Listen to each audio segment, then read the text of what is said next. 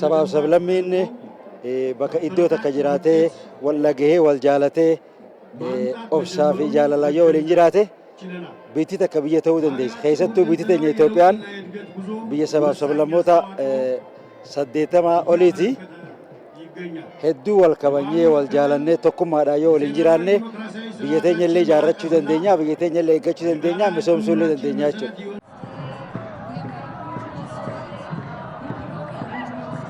زبير بير سوات بعال عوي الجامعة اللوي وخلوا سب معري أو حقي.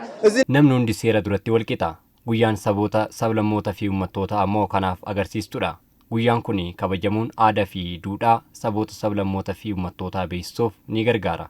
Nuti dhalattoonni Tigraay ayyaana kana waliin yeroo kabajnu muuxannoo waliin jireenyaa walii qoodaa jaalala waliif qabnu waliin mul'ifna.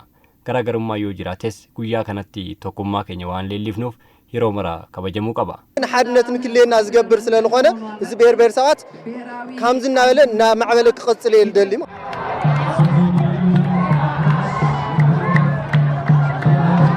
كذب في تياو عنده لا تعمت يجاك بالريالهم. كانان دورا غويا كانا يرو لمسدي كبجير.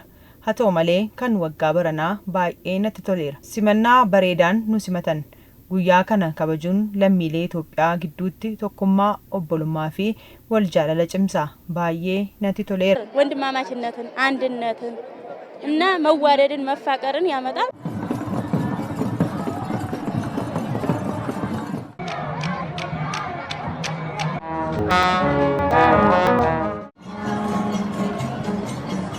Guyyaan kun waan guddoo fayyada.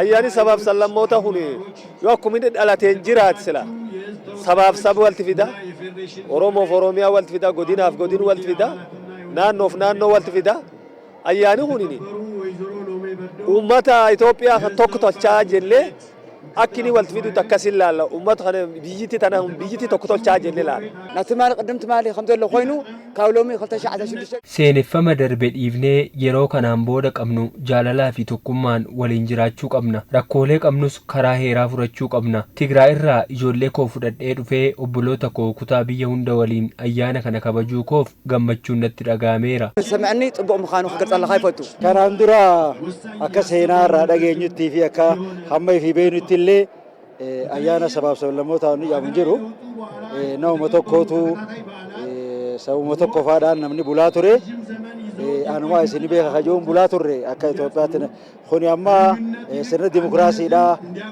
kan yeroo ammaan tana jijjiirama adda addaatiin nuu dhufe malee ammaan duran turre jechuudha.